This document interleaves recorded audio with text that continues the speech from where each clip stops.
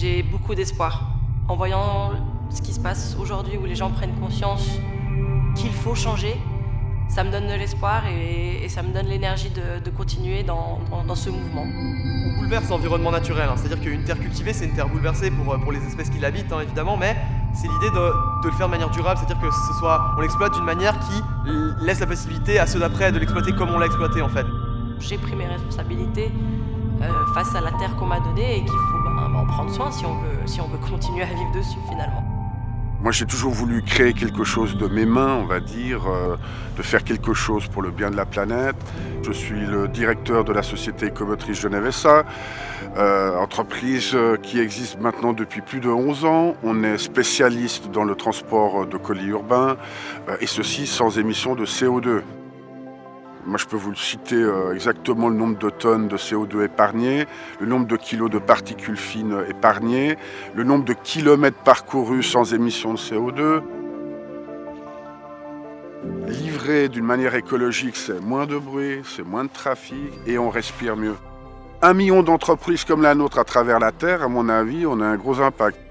Le problème du capitalisme aujourd'hui, c'est pas une si mauvaise idéologie. En soi, c'est qu'elle est complètement dérégulée. Il n'y a plus de loi, il n'y a plus rien. Donc, le capitalisme, c'est la loi du plus fort.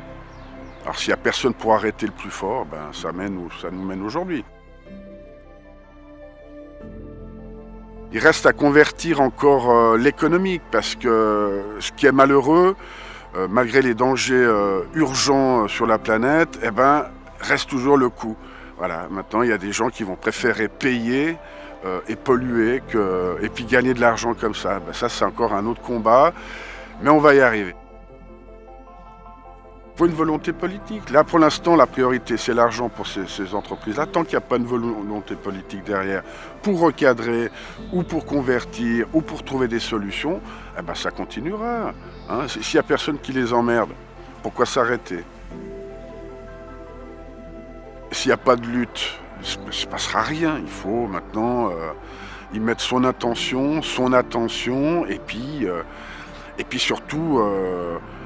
surtout comprendre que ça n'a pas de sens de continuer comme ça. Attendez pas un tel réveil de la jeunesse. Je la trouvais plutôt endormie, mais là je vois qu'il y a un sursaut. Il faudrait que ce soit un soulèvement de la base, des jeunes, et puis surtout que ça remonte au niveau politique. Ça demande de repenser notre rapport au temps, notre rapport au travail, notre rapport à l'argent. Ces structures, méga structures de supermarchés, elles sont adaptées à un monde capitaliste qui va vite, où les gens n'ont pas le temps. Mais c'est pas une solution et à long terme ça va pas marcher.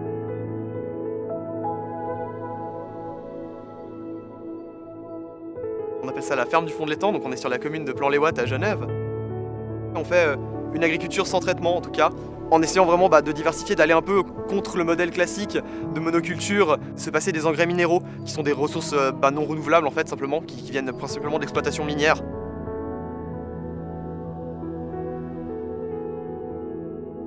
On ne peut pas dépendre de ressources qu'on ne peut pas renouveler nous-mêmes, ou qui ne sont pas en tout cas disponibles, proches de nous et renouvelables facilement.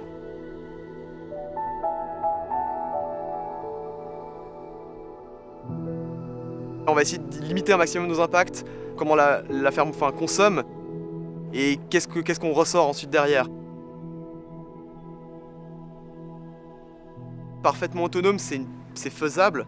Pour une exploitation agricole, c'est possible, mais après il faut des systèmes très bien pensés, avec surtout de l'élevage probablement, pour faire d'autres formes d'engrais aussi.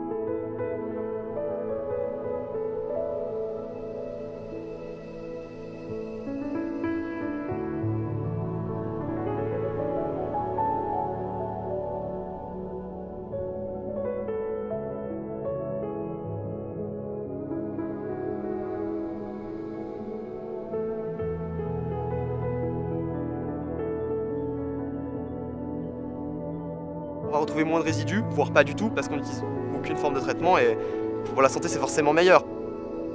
Le problème de la sélection aujourd'hui dans les grandes monocultures ou dans les grosses productions, c'est qu'on va faire de la sélection, on va sélectionner les variétés pour qu'elles se développent le mieux dans des conditions parfaites, assistées avec de l'eau, avec des engrais. Mais l'idée nous c'est de faire de la sélection d'échelle, c'est-à-dire on va sélectionner des choses qui poussent bien sur notre terrain, dans les conditions de notre terrain. Les structures actuelles de supermarchés, elles sont complètement remplaçables. Il y a une pression en fait, c'est la pression par la norme, les normes d'hygiène, les normes de machin. Il n'y a que les grosses structures qui peuvent se permettre. Elles ont en plus une logique un peu parasite, un peu prédatoire. Je pense que c'est quelque chose de générationnel. Je pense qu'on a tous une espèce de, je sais pas, d'angoisse par rapport à notre avenir, dans le monde dans lequel on vit. Une espèce de désillusion comme ça peut-être. On prend les choses en main parce que de se laisser aller dans ce truc-là, ça nous fait peur, quoi. Ou ça ne plaît pas en tout cas.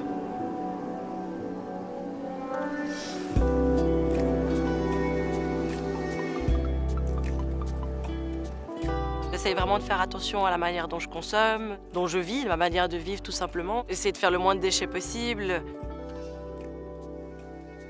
Parce que je me demande de quoi ça sera fait demain, parce qu'aujourd'hui on en est là. À Genève, on mange de l'agneau qui vient de Nouvelle-Zélande. C'est un transport assez impressionnant, enfin tout ce qu'il y a autour aussi. Les litres et les litres d'eau consommée pour créer un steak dans une seule assiette pour une personne. Si on en est conscient, il ne faut pas faire ça. Ou vraiment la limiter. J'ai pris conscience de ça, mais je ne vais pas dire aux gens quoi faire. Finalement, c'est à eux de prendre conscience et de consommer mieux, disons. Mais après, c'est pas forcément du boycott, c'est juste une nouvelle manière de faire. Je ne suis pas la seule responsable, mais rien qu'en vivant sur cette terre, oui, je suis responsable. Les gens en ont conscience, mais ne réagissent pas. Et je trouve ça alarmant pour la suite. Si les gens se mobilisent et arrêtent de consommer n'importe quoi, n'importe comment, eh bien ça s'arrêtera de soi en fait, parce qu'on n'aura plus besoin de créer des choses dont les gens n'ont pas besoin. C'est des petits gestes comme ça qui font toute la différence.